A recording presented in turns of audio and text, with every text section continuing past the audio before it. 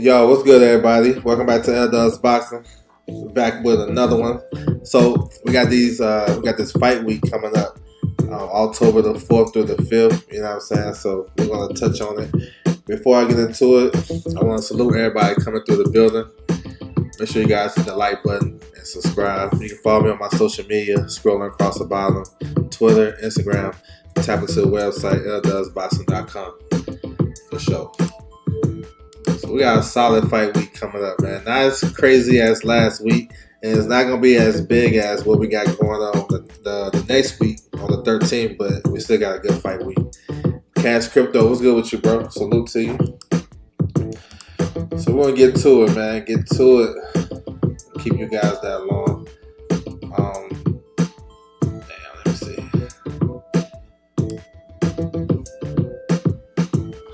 Yes, sir. Hold on one second. So we're gonna do something a little different this time. So we're gonna go to my website, right? I'm gonna pull up the schedule. I'm just gonna run off of it like that for sure. Give me 1 second. Let me do a little screen share.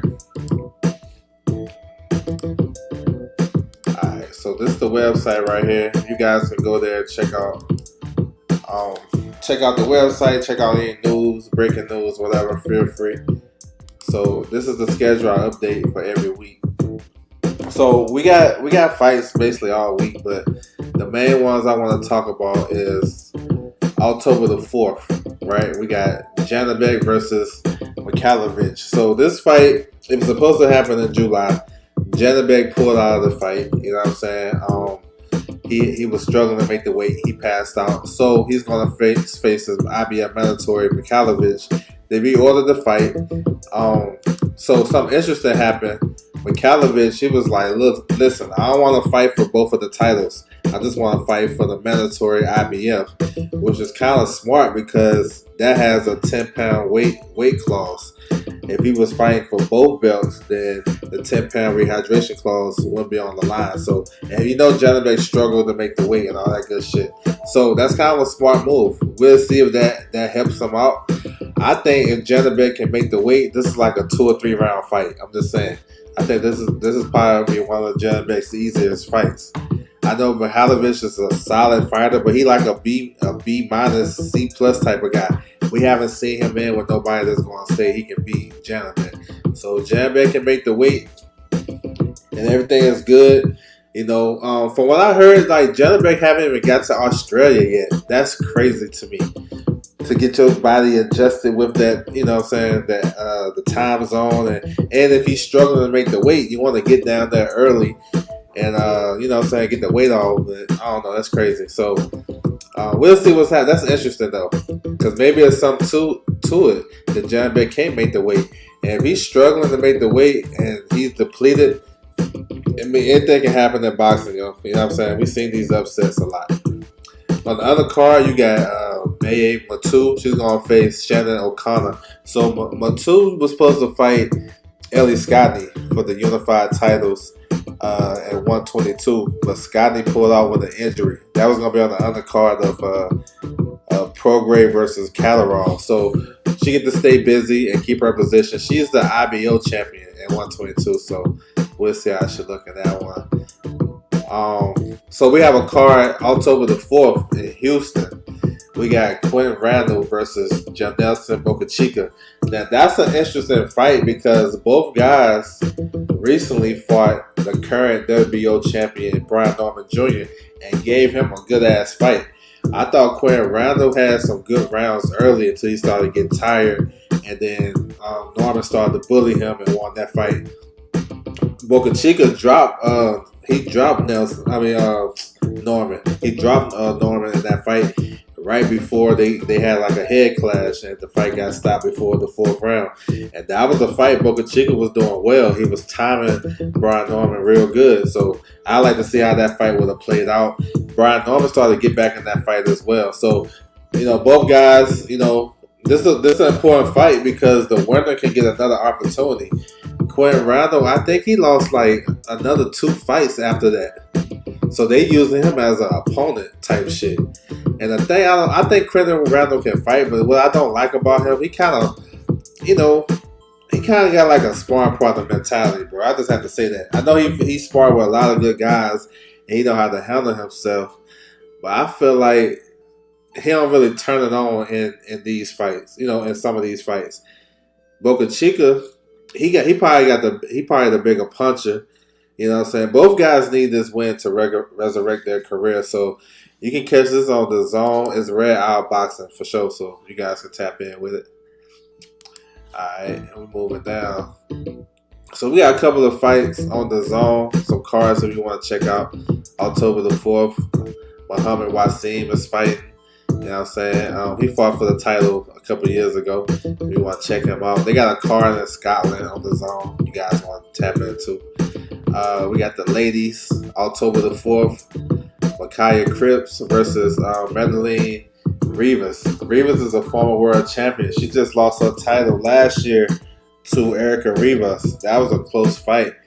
And she's one of the bigger punchers in boxing, men and women's boxing right now. This is a step up for Cripps, you know what I'm saying?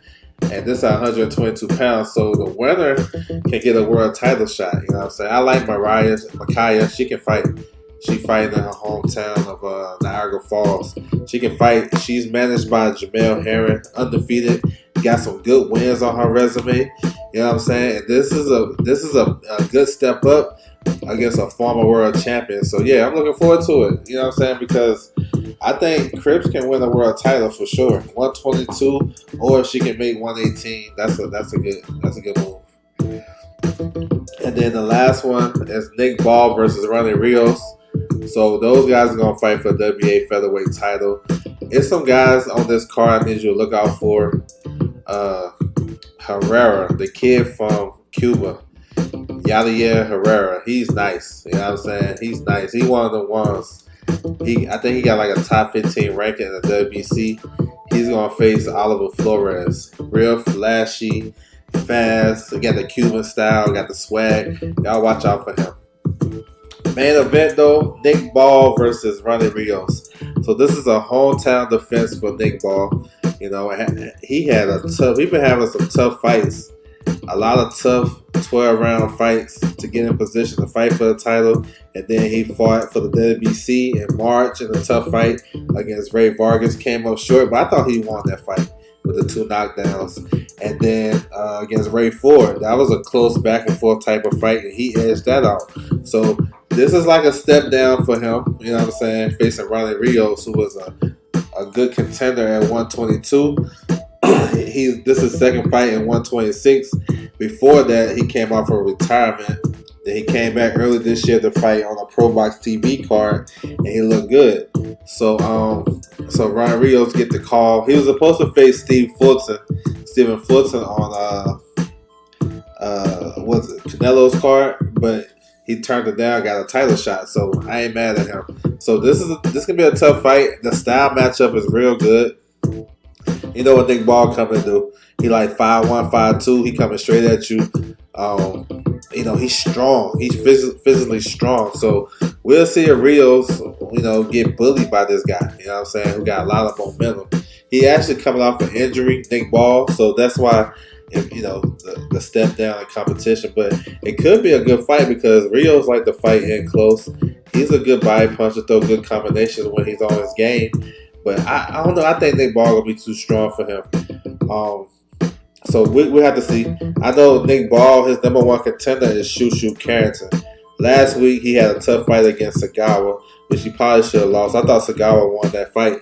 So we'll see if Nick Ball wins or whoever wins, if the WBA orders Shushu. Because he came out the blue a couple of months in the WBA rankings. And they don't do that just to do that. You know what I'm saying? Because he was ranked by the WBO and other sanctioned bodies. So we're going to see. And they on schedule. Shushu fought last week.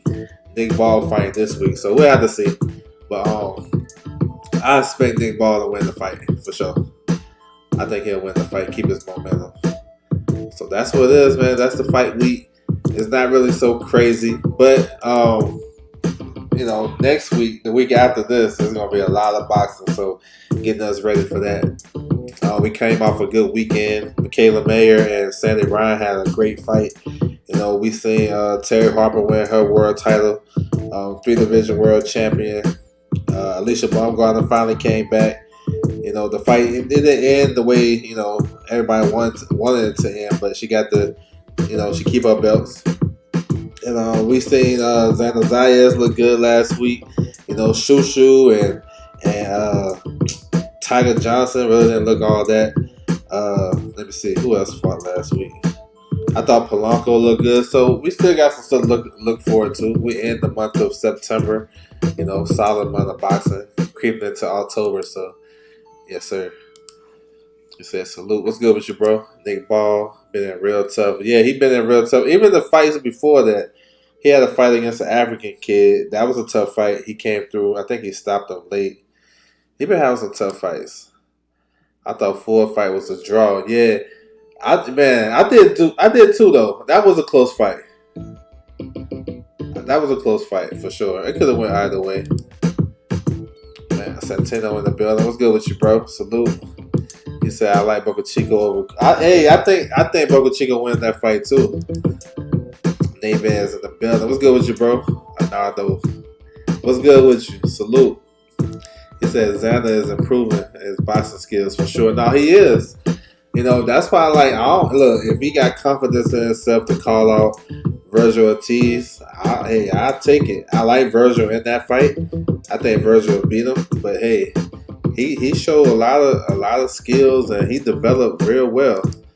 Sean Alcon, what's good, bro? Salute. And I think if Virgil really can't get no big fight, why not? I'll take it. Yeah, that's a fight. I think Virgil wins that fight, but Xander got a lot of skills, and I think it would be like it's one of those fights that when it get made, people might say, "Oh, Virgil gonna run through him," but as it get closer, and you see the build up with the Puerto Ricans and the Mexicans and whatnot, that fan base, I think they can do some good stuff. So I'm with it. I still would say conventional wisdom, maybe 2 more fights for Xander, and he might be at that level. Because Virgil is something different though. I ain't gonna lie, he's strong, and I gotta see Xander in there with somebody that's real strong like Virgil. But yeah, 154 is hot though because even at the bottom, you can get him some more guys that he can still develop against. He said 2026, 2027. Shoot, maybe. You know what I'm saying? He's like what? He got high rankings in the WBO. Yeah, he might be ready. It depends who it is. But they talking about making the Vito Mielnicki fight. He signed with Top Rank. He fought on that card too. He looks so. I think they can do that fight with Xander and Vito. I think that'll probably be a good fight, a regional fight, New York area. Yeah, do that. You know what I'm saying? A few more. Yeah, I'm with that. I'm with that notion as well. Yeah. Virgil is too strong right now. Virgil got dog, and Virgil can box too. He showed a lot in that Bogachuck fight. He got a chin, even though I thought the knockdowns was legit. I'm one of those ones that agree with that, but he showed a lot of boxing. He showed a lot of dog, and I haven't seen Xander in that type of tough fight. I think that fight that Virgil had against Bogachuck gonna make him better in his next fight. He said Guido looked poor. Yeah, he didn't look good. I don't know if he was thinking that guy was just gonna lay down, but yeah, he kind of took. Now before that, he been looking okay.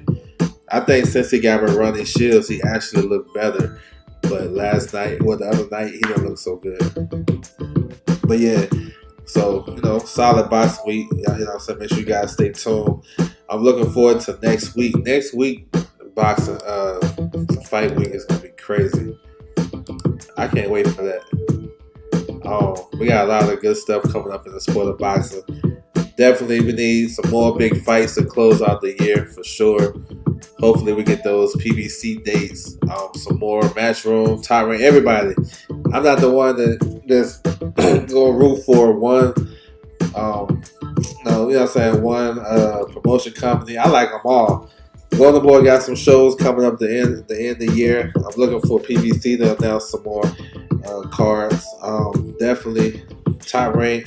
All of them, man. You know what I'm saying? I just like boxing. I ain't the one that, gonna be dick riding these promotion companies. I just want to see the fights. You know what I'm saying? So that's what it is. So I want to salute everybody coming through the building. Make sure you guys hit the like button if you haven't already. I'll be back tomorrow. We're going to have the new WBA rankings. We're going to cover all that good shit. They should be posted pretty soon. So make sure you guys come back tomorrow and check that out. So yeah, salute to everybody coming through. That's my time, and I'm out.